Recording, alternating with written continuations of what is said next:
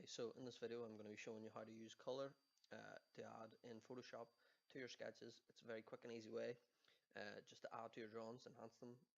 And really, before you open Photoshop, you need to make sure that the sketch you've done, you've went over the lines in some sort of felt tip or dark marker pen, just so that they're very dark and they stand out whenever you're doing Photoshop. Pencil lines generally are too light. Also, you're going to scan the image in, save it on a memory stick. You can take a photo of it on your phone, email it to yourself, and then bring it in that way as also is a good way to do it. Once you've got your image and you're happy you've got your image, you're going to go to File, Open, find where you saved the image, and open it up. So I've got a quick drawing of a torch here. Now that I've brought in the image, the first thing I need to do is desaturate the image. And the quick and easiest way to do that is if I hit Control, Shift, and U, that removes any colored backgrounds that may be on the photograph, maybe from light bulbs or anything like that. It means that the image now consists of just white, black, and grey shades in between. Next step now, before we start shading or selecting anything, we're going to unlock this main layer here, and we're going to drop down this little tab here and make sure we change it to multiply. That just means that any color and shading you do can then be built up, and it'll go together almost like marker pen, and it'll really add to your drawing in an easy and simple way. Now that we've selected multiply, we then lock that layer so we can't edit it afterwards, and we're going to create a new layer to add the color on. So we come down to this tab here, we click it, and that you can see opens a new layer. The layer that we have needs to be underneath that original sketch, and that just means you're not drawing over the black lines that already exist in there for your drawing. So we've got the layer now below the sketch. We're going to now start selecting the area that we want to first color. There's a couple of different ways you can do this. The lasso tool here, if you right click it, you get three different options. The lasso tool, the top one, is a freehand. It's good for small objects, maybe buttons, but for larger things it can be very difficult to move the mouse around. So polygon lasso tool, the second one, every time you click will create a line. Very good for simple shapes, you know, if you're doing anything rectangular, square, you know, very simple. It's a good tool to use. The third one there, magnetic lasso tool, is the one I'm going to use because I've got quite a curvy design here, and it's probably the best and easiest one. And you can see whenever I start off, so if I start from here, I click my way around the object, it basically traces around where the cursor moves and snaps around that black line there, so it can tell the difference between the black line and also the white areas, so it traces around very easily. So I'm going to select the main body of the torch. The slower you do this, the more accurate it is. If you do it too quick, sometimes you can get a very messy edge, so make sure you take your time. Once you go back to the very starting one, you'll see a little circle pop up below the symbol. Whenever I click, that's the area then selected. So you can see this hovering line and this moving line is the area that I've selected.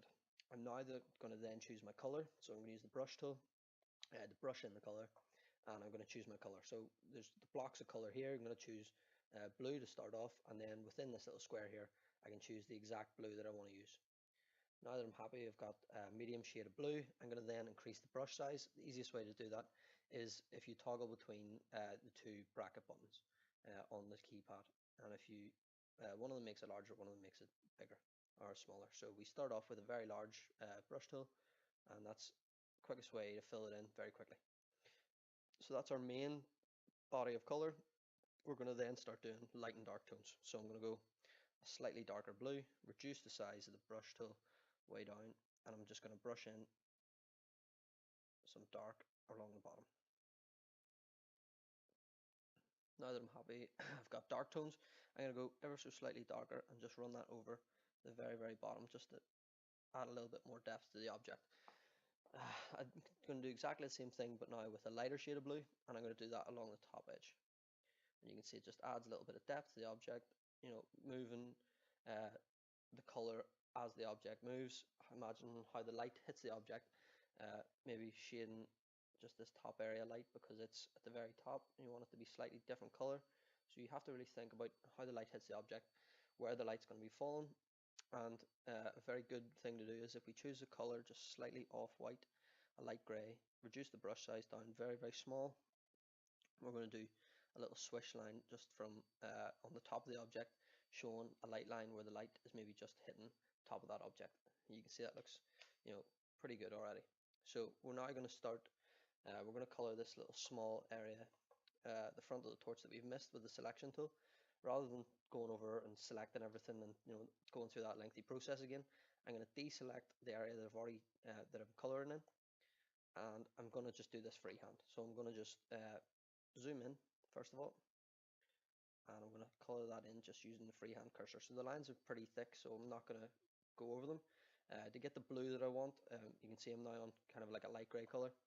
I'm going to use the dropper tool. So I'm going to click the dropper, select the blue that I want. So I'm going to go back to this medium blue tone, click it, and then go back to my brush, and it'll give me the color that I've just clicked there.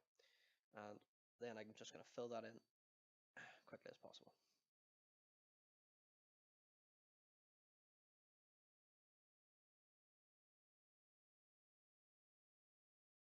So if I have more time, I'd probably go in and maybe do some dark tones at the bottom there, and maybe integrate the bottom here from around here. Maybe we shadow just to add to it a wee bit, but I'm going to keep this quick, so I'm not going to do that right now.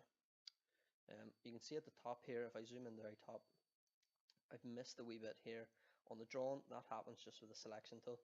So the best thing we're going to do is just go over any areas like that, choose a blue that's close to the color there, go back to the paintbrush and just fill that in afterwards. And just make sure you haven't got any grey spots in your drawing, because it looks quite, you know, it jolts out at you. So you're going to go over any areas and just tidy up your color in a wee bit. Okay, so that's good enough. Now what I'm going to do is select the front area of the torch where the light comes out, and I want to do that on a different layer, because then I can change that blue color later on. I don't want to change the yellow color. I want to keep it yellow because the front of the torch is always going to stay yellow. So I'm going to do it on a separate layer so that I can change the color and not affect this color. So I'm going to go back, change a new layer. You can see it's under this main sketch, so that's fine, and it's a blank layer we're working with now. I'm going to go through and select the front of the torch with the magnetic lasso tool, go around slowly as I can, taking my time, making sure that I'm getting a nice clean edge.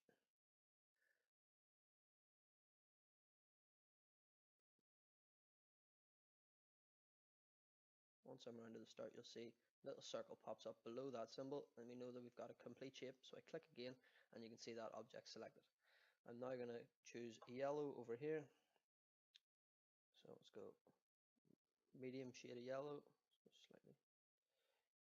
There we go. And then I'm going to do a large brush size so I can fill this in quickly.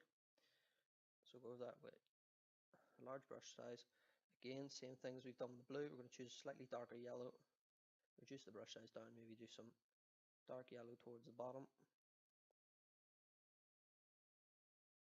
We're going to do some light yellow at the top. You can see the area that I've selected is the only area that's colored. So if I go out over that area, nothing happens. So we don't have to worry if we go over the lines, which is an advantage.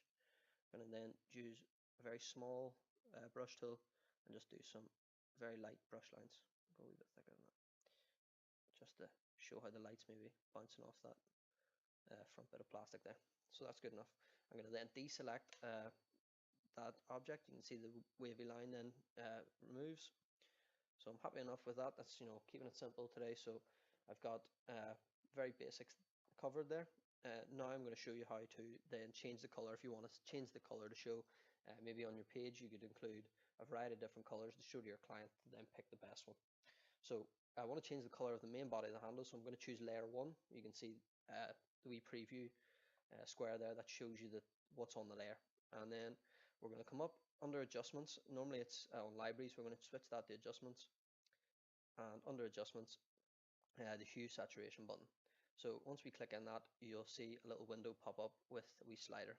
The hue slider, once you slide it along, you'll see the color of the torch changes, and you can then take screenshots or save it in different colors, export it in different colors, and put a variety of colors on the page. So you can see you can choose a range of colors quickly and easily without having to redo the sketch. And also, because I've done the yellow on a different layer, whenever I change this color of the main body of the torch, it's not affecting that yellow color. So I wanted it to stay consistent, to stay the same. So that's why I've created different layers. If you're doing maybe you have 2 or 3 drawings on one page and you're coloring them all in Photoshop in one go, make sure you do each drawing on a different layer, so you can then edit an individual drawing an individual part rather than doing the whole thing in one go. Um, so I'm happy enough with my drawing now. I want to export it so I can bring it in on a page. How I'm going to do that is if I go to File and Save As, that'll save it as a Photoshop file. The Photoshop file is good if I want to come back and edit it later on and I want to come back and maybe do some more shading in Photoshop. But if I want to bring it in as an image in Word or Publisher, whatever you're using, you're going to export it. Okay, so you're going to go to File, Export, and then export or quick export as PNG, and that'll just save it as a portable network graphic, which is an image file. From that image file, you can then bring it into Word. You can move it around, obviously change it so you can put the text around the image. You can have text right up close to the image. You can lay your page out as neat as you can. Really, we're always worried about how we lay out the page, presentation, make sure that we get as many drawings as possible on the page, so we can change the sizes if we've maybe the drawing's too big here. In Word, the advantage of doing it on the computer is you can reduce it down, make it bigger if you need. So it is a good thing to do. So make sure you present your page as well. You take your care whenever you're doing them. You try and fit your text around the image. Word's there to use well, so use it as best you can.